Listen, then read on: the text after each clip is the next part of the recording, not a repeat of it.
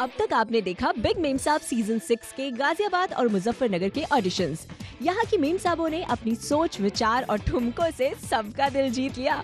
अर्चना जी बनी है गाजियाबाद शहर की सिटी मेम साहब। मैं बहुत प्राउड फील कर रही हूँ कि आज मैं एक अपने ही शहर से एक पहचान बना के चल रही हूँ और आगे भी जाके फिनाले में जाके और जो शहरों से जो भी बिग मेम साहब बन के आएंगी उनको बीट करके आगे बढ़ने की कोशिश करूंगी। जी फॉर जीनियस हुई है वर्तिका जी। बहुत अच्छा लग रहा है और ऐसा लग रहा है मैंने बहुत एक बड़ी चीज अचीव कर ली है जो और इस तरह हमको मिली हमारी गाजियाबाद और मुजफ्फरनगर की मेम साहब। और आज हम हैं उत्तर प्रदेश के शहर अलीगढ़ में ढूंढने हमारी अलीगढ़ की मेम साहब को। मौजूद हूँ मैं अभी तालीम और तालों के गढ़ अलीगढ़ में, जहाँ हम ढूंढ रहे हैं अपनी मेम साहबों को। तो मेम साहबों को तो ढूंढेंगे, लेकिन उसके पहले मैं आपको अलीगढ़ शहर घुमाना पसंद फरमाऊंगा। आइए मेरे साथ तशरीफ फरमाइए।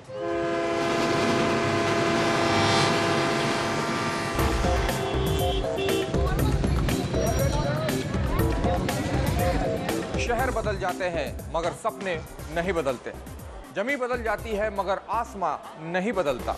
हर किसी को बनानी है अपनी पहचान और हम दे रहे हैं आपको वो मौका, वो प्लेटफॉर्म, क्योंकि हम समझते हैं आप ही हैं आपकी पहचान।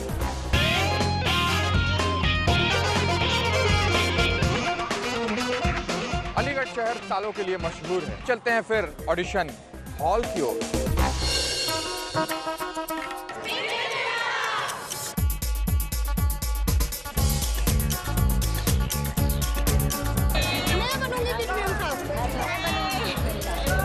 Being a working women I would say कि उन्हें एक बैलेंस मेंटेन करना आना चाहिए अपने प्रोफेशनल लाइफ में और अपनी पर्सनल लाइफ में।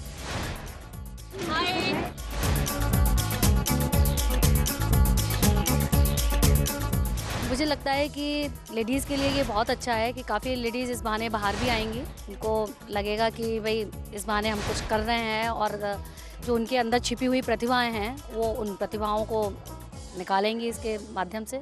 सीधा आपको लेके चलता हूं अपने ऑडिशन हॉल के अंदर, जहां हमारी जूरी मेंबर्स भी मौजूद हैं और हमारी पहली कंटेस्टेंट मेम साहब भी। बिग मैम साहब बनने के बाद आप क्या करेंगे?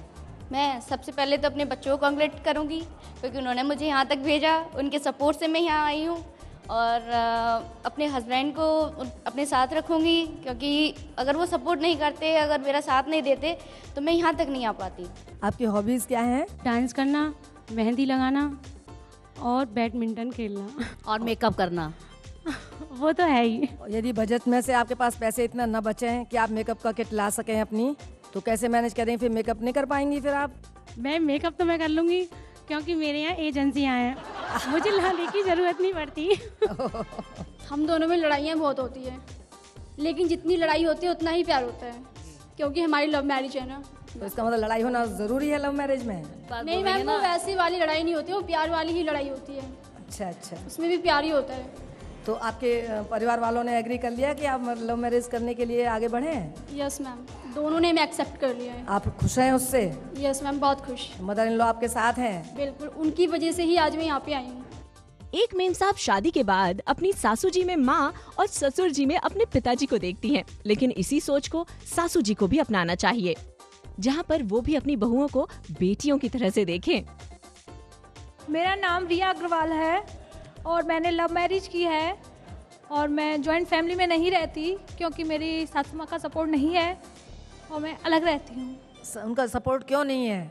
मैम वो थोड़ा डाउरी के उसमें थी और जब पसंद से की थी तो फैमिली ने इतना कुछ ज़्यादा उस पर वो नहीं करा, तो वो चाहती थी कि मुझे मेरी इच्छा के हिसाब से मिले। उनका एक ही बेटा था इसलिए, पर मुझे बहुत दुख है, मैं चाहती हूँ वो मिल के। तो आपने क्या कोशिश की इस बात की कि वो मिलकर रहें आपके साथ? यस मैम, मैं काफ़ी कोशिश करती हूँ और मैं ये भी चाहती हूँ कि मैं कुछ ऐसा करूँ जिससे वो मतलब मुझे अपना लें। मैं इसलिए इस प्लेटफॉर्म पे आई हूँ और मैं इसलिए बिग मैम साहब बनना चाहती हूँ। अपने सासू जी के लिए क्या कहना चाहोगे यहाँ इस प्लेटफॉर्म से? मम्मी जी, मैं चाहती नहीं हूँ कि घर परिवार टूटे या बेटे से अलग हो, और मैं यही चाहती हूँ कि अगर गलती हो या कोई ऐसी सोच हो तो आप ऐसा ना करें और फैमिली में ही रहना ज़्यादा अच्छा होता है और बहू बेटे ही काम आते हैं लास्ट टाइम पे, और मैं तो बस यही चाहती हूँ कि साथ रहें। जो भी उनकी इच्छा रही हो उन्हें पूरा करके दिखाऊं मैं। दहेज प्रथा हमारी जड़ों को खोखला कर रही है और अब हम सभी मेम साहबों को एकजुट होकर इसे खत्म करना ही पड़ेगा। आपको कैसे प्रेरित हुई आप ये बिग मैम साहब बनने के लिए? अब बच्चों को देख के ही मन आता है कि हम भी बन जाएं, कुछ दिखाएं बच्चों को भी। बच्चे भी पार्टिसिपेट कर रही है क्या आपके? सब बच्चे, बहू भी है, बेटी भी है, वो भी पार्टिसिपेट कर रहे हैं? अरे वाह। एक घर में मतलब बहू भी मैम साहब बनेंगी, सास भी मैम साहब, बेटी भी मैम साहब। और क्या, सभी को बनना चाहिए। एनिवर्सरी आती है तो बहुत आशाएं होती हैं पति से हमें कि वो ज़रूर गिफ्ट दें हमें, और वो ना दें कुछ भी तो हमारी भावनाएं कहाँ तक पहुँच जाती हैं। एक्चुअली में क्या होता है, शुरू में तो लगता है कि नहीं, सुबह से याद नहीं है, भूल जाते हैं, याद नहीं रहता एनिवर्सरी या बर्थडे या जो भी है। लेकिन लास्ट मोमेंट पे ये होता है कि लास्ट टाइम तक उनको सरप्राइज देने का होता है कि लास्ट में बोलते हैं हमेशा।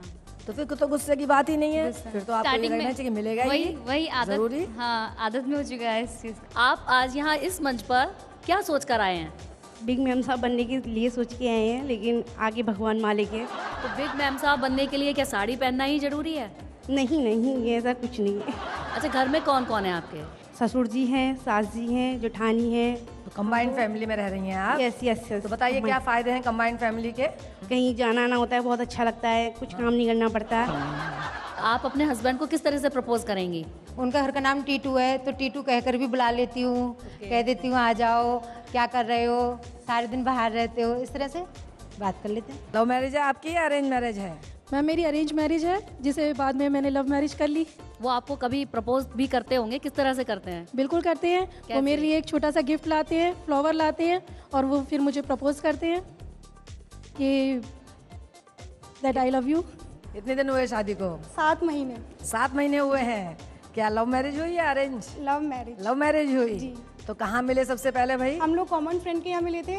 मेरी फ्रेंड, उनके फ्रेंड, उनकी फ्रेंड, मेरे फ्रेंड, भाई बहन है, वो भी अपने फ्रेंड के यहाँ आए थे। मैं भी, अच्छे थे, सपोर्टिव थे, और मैं शुरू से एक ऐसा हस्बैंड चाहती थी जो धार्मिक हो, और मैंने उनमें धर्म बहुत देखा, बहुत ही ज़्यादा सिंसियर हैं। इसलिए मैं एक नेशनल टीवी पे सबके सामने कहना चाहती हूँ कि मैं उनको बहुत प्यार करती हूँ। तो एक तो धार्मिक है, तो बिग मैम साहब ने कैसे भेज दिया आपको भाई? धार्मिक है, दख्यानुसी थोड़ी है। अच्छा। स्वागत है आप सबका बिग मेम साहब सीजन 6 में, और आज आप देख रहे हैं अलीगढ़ ऑडिशन। और आज भी हमेशा की तरह प्रियेश जी की मस्ती भरे सवाल हमारी मेम साहबों के साथ जारी हैं। आप देख सकते हैं मेम साहबों का दरबार सजा हुआ है और मैं पहुंच गया ऑडिशन हॉल में, और सबसे पहले मेरे सामने 318 नंबर की कंटेस्टेंट बैठी हुई है। मैम क्या नाम हुआ आपका? प्रज्ञा वाशिनी। और आप अलीगढ़ की रहने वाली हैं? कब से रह रही हैं आप यहाँ? 5 years। अलीगढ़ की रहने वाली, और 5 साल से रहे बाहर? बाहर क्यों है, भेजी क्यों वैसे? अच्छा। क्या कुछ करती हैं आप? नहीं, हाउस वाइफ हैं। ये कोई सरकारी महकमा है? अच्छा, घर में। अच्छा, गृह लक्ष्मी आप। अच्छा। तो बिग मैम साहब क्यों बनना चाहती हैं आप? क्योंकि मुझे इस लायक समझती हूँ अपने आप को। आप क्यों बनना चाहती हैं बिग मैम साहब? टीवी पर आने के लिए। टीवी पे आने के लिए। आप मुझको बताएं कि जो नारियां होती हैं बड़ी निडर होती हैं, मतलब बहादुर होती हैं, तो आपने कोई ऐसा बहादुरी वाला काम किया है कभी? नहीं, कोई कभी कोई मच्छर को मारा हो, कोई कॉकरोच मारा हो? हाँ, कोई ऐसा बहादुरी शादी आपने की, यही बहादुरी वाली काम? तो आप बताएं कि आप बिग मैम साहब क्यों बनना चाहती हैं? बस अपनी एक पहचान बनाने के लिए। अपनी एक पहचान बनाना चाहती है। तो मेरे को एक बताएं मेरे को कि नारियां जो होती हैं, बहन भी होती है, माँ भी होती है, सास भी होती है, बहू भी होती है, बेटी भी होती है, तो इसमें से सबसे टफ कौन सा आपको लगता है रोल निभाना होता है? माँ का। और सबसे इंजॉयबल कौन सा होता है? नहीं, गर्लफ्रेंड बोल दें आप। मस्ती भरे सवालों के बाद हमारी मेम साहबों ने कुछ ऐसे विचारों को व्यक्त किया जिनके लिए आवाज उठाना हम सभी के लिए बहुत जरूरी बन गया है। आप बेटा और बेटी में से किसको प्रमुखता देती हैं? मेरे पास बेटा है, मगर मेरे को बेटियों की बहुत चाह है। क्यों? क्योंकि मैं एक खुद बेटी हूँ, और मैं चाहती हूँ बेटी होती है तो वो माँ की भावना भी अच्छे से समझती है, अपने दुख सुख भी शेयर कर लेते हैं हम लोग। बेटे से नहीं, मगर बेटी नहीं है, इसका मुझे अफसोस है। हमारे देश में कई कन्याओं को जन्म लेने से पहले ही खत्म कर दिया जाता है।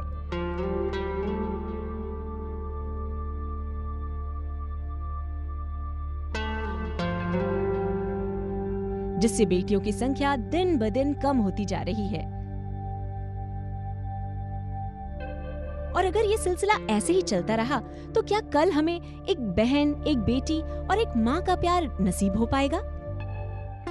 कन्या भ्रूण हत्या के बारे में आपका क्या विचार है? मेरी नज़र में तो बिल्कुल नहीं, बिल्कुल गलत है और जो भी करते हैं ये घिनौनी बात है और बहुत शर्म की बात है। कभी भी मतलब बेटे और बेटी में कभी कोई फ़र्क नहीं करना चाहिए, क्योंकि बेटियां हमें ज़्यादा प्यार करती हैं बेटों से।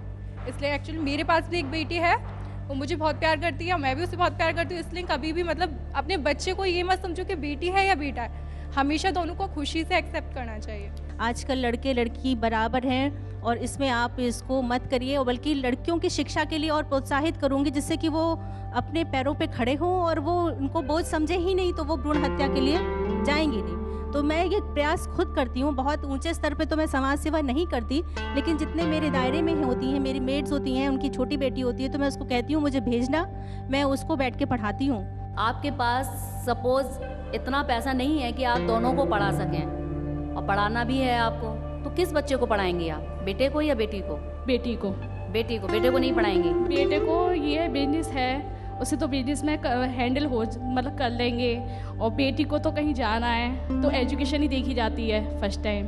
ये जानना चाहेंगे कि आपके कुछ सपने होंगे वो पूरे नहीं हो सके, आपकी एक बेटी है, उस बेटी में आप अपना अक्ष देखती हैं, तो उसी प्रकार उनके सपने को किस प्रकार आप पूरा करना चाहेंगे, किस प्रकार उसकी परिस्थितियाँ देंगी उसको आप? परिस्थितियाँ तो हर पेरेंट्स देते हैं, लेकिन मैं कोई चीज़ उस पर थोपना नहीं चाहती कि तुम यही बनना, मैं नहीं कर पाई। यही है कि पेरेंट्स नहीं कर पाते, यदि मैं नहीं कर पाई तो मेरे अंदर कुछ कमी रही होगी जो मैं नहीं कर पाई, तो मैं उसमें कमी ना हो उसे दूर करने की कोशिश करूँगी, लेकिन ये नहीं कहूँगी कि तुम ये बनना। तो उसे खाने पीने के लिए और उसके शारीरिक सुरक्षा के लिए क्या आप करती हैं और या क्या करना चाहेंगी आगे? मैम, सबसे पहले तो जो बड़े लोग हैं उनका अपना थोड़ा रूल होता है, तो वो थोड़ा मम्मी जी बताती हैं वो करती हूँ, और अपना ये है कि अपने हिसाब से प्रोटीन के बिस्किट्स आते हैं, वो दूध प्रॉपर वे में, और फ्रूट्स अभी से उसे हमने देना स्टार्ट कर दिया था। और जब वो 6 महीने की थी, जब से हमने उसके डाइट चार्ट डॉक्टर से ली थी कि उसे क्या देना है क्या नहीं, तो हम उस समय से ही डॉक्टर से हर मंथली फॉलो करके उसका डाइट चार्ट लेते हैं। छोटे छोटे बच्चे हैं, उनकी मृत्यु दर बहुत बढ़ गई है, तो उसको रोकने के लिए आपका क्या योगदान रहेगा? मृत्यु दर हम रोक सकते हैं सिर्फ इस तरीके से कि हम जो प्रेग्नेंट लेडी है उसको खुशहाल रखें, उसको खाना पीना ध्यान से दें और उसकी डाइट को कंट्रोल में रखें और उसको एक खुशनुमा माहौल दें। देखिए, उसकी वजह एक मदर के ऊपर भी होती है कि जैसे मदर को पूरी तरह से ठीक से खाना ना मिलना,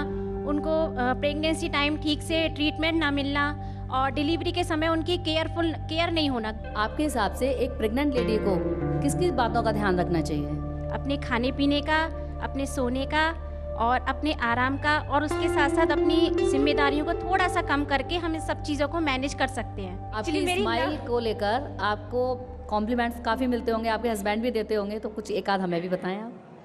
जैसे मेरे हस्बैंड मुझे, मेरी लव मैरिज एक्चुअली, और मेरे हस्बैंड मुझे हीरोइन कह के बुलाते हैं, जानू बुलाते हैं। किसने पहले प्रपोज किया, आपने या उन्होंने? जी, मेरे हस्बैंड ने। इनकी हंसी, इनका प्यार और इनकी अलग पहचान बनाने की कोशिश को देखकर तो हर रिश्ता ही अपने आप बेहतर बनेगा। कई सारे रिश्ते हम औरतों में होते हैं, पति पत्नी का, माँ बेटी का। सबसे अच्छा रिश्ता कौन सा होता है? दोस्ती का रिश्ता मेरे हिसाब से सबसे प्यारा रिश्ता होता है। अगर आप हस्बैंड वाइफ भी हैं, अगर आपके बीच में दोस्ती नहीं है तो वो रिश्ता भी कहीं ना कहीं अधूरा रहता है। दांतों में जो सबसे भयंकर बीमारी हो जाती है वो क्या है, और उसको किस तरह से हम खत्म कर सकते हैं? मैम, दांतों की बीमारियों के बारे में मैं थोड़ा बहुत जानती हूँ मेरे हस्बैंड के ज़रिए। तो नॉर्मली हम लोग डिस्कस करते हैं तो वो सबसे ज़्यादा पायोरिया को घातक मानते हैं इस चीज़ के लिए, क्योंकि पायोरिया के बाद आपके दांत रहेंगे ही नहीं। मेरी सास, ससुर, हस्बैंड सभी का सपोर्ट, सभी ने कहा है कि आप जाइए और बिग मैम साहब बनकर आइए। मैम, रात को मेरे हस्बैंड का एक्सीडेंट हुआ था, इसके बावजूद भी उन्होंने मुझे यहाँ भेजा पार्टिसिपेट करने के लिए कि नहीं आप जाओ, फिर ऐसा प्लेटफॉर्म मिलता नहीं है, तो उनको मैं इस कंडीशन में छोड़ कर आई हूँ। हेलो, आदाब, गुड इवनिंग और सत श्री अकाल। एक बार फिर से आपका स्वागत है आपके अपने चैनल बिग मैजिक के बहुत ही special ladies special programme big मेम साहब में। अच्छा बताइए, आज हमारे पास क्या स्पेशल है आपके लिए? अरे बाबा, स्पेशल मेम साहब लेके आए हैं और इससे ज्यादा स्पेशल क्या चाहिए। अब इन मेम साहब ने तो हमारे प्रियेश जी के काम को भी आसानी से संभाल लिया, लेकिन उनके मस्ती भरे सवाल वो तो वो खुद ही कर सकते हैं।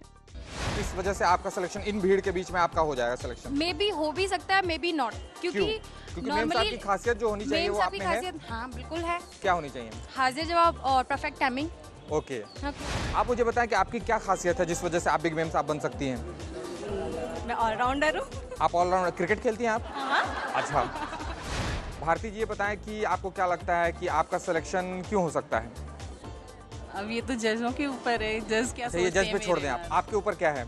आपके ऊपर सिर्फ मेकअप है? नहीं, क्या है फिर आपके ऊपर? आप अपना टैलेंट बताएं, वही मैं पूछ रहा हूँ। खूबियां हैं जो जज को पसंद आएंगी तो शायद सिलेक्शन हो भी सकता है। सभी लोगों की बात है कि आप लोग लिपस्टिक लगा के, अच्छी साड़ी पहन के, पर्स लेके बाहर निकलती होंगी, लेकिन शादियों में जाती होंगी, पार्टियों में जाती होंगी। आप ऑडिशन देने पहली बार आई हैं, है ना?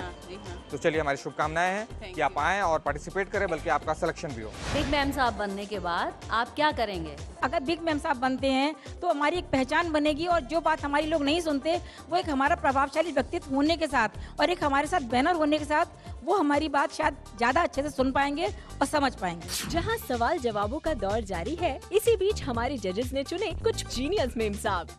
टंग ट्विस्टर थोड़ा सा कराते हैं, वो आप करके दिखाइए थोड़ा सा। कच्चा पापड़ पक्का पापड़, कच्चा पापड़ पक्का पापड़, कच्चा पापड़ पक्का पापड़, कच्चा पापड़ पक्का पापड़। समाज में रंग भेद बहुत चलता है, तो उसके बारे में आपको क्या कहना है? मैम, मेरी नज़र में ये चीज़ बहुत गलत है, क्योंकि किसी का काला होना और गोरा होना कोई मायने नहीं रखता है।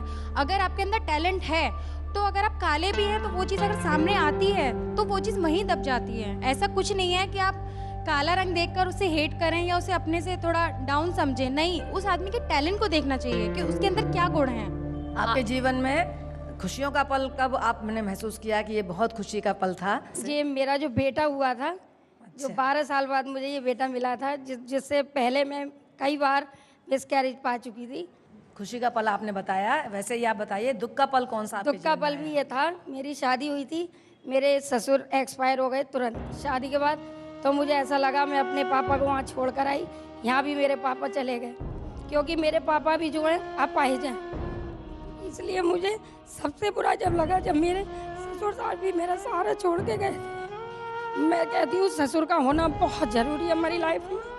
सास तो है मेरी, लेकिन ससुर मेरे लिए जो थे और उन्होंने मेरा साथ तुरंत छोड़ दिया। एक दिन ये था कि मैं फर्स्ट प्रेग्नेंट थी, तो मेरे पेट में बेबी था, लेकिन घर में आटा नहीं था। फिर भी बहुत मैंने आगे अपने आप को बढ़ाया था। सुख और दुख के अनुभवों से ही जिंदगी में सीख मिलती है। अलीगढ़ के ऑडिशंस में हमारी मेम साहबों ने भी बढ़ चढ़ कर हिस्सा लिया और अपनी एक अलग पहचान बनाने की मुहिम का हिस्सा बनी। हमको मिल चुकी है हमारी अलीगढ़ की मेम साहब, जो कल खेलेंगी सिटी मेगा ऑडिशन।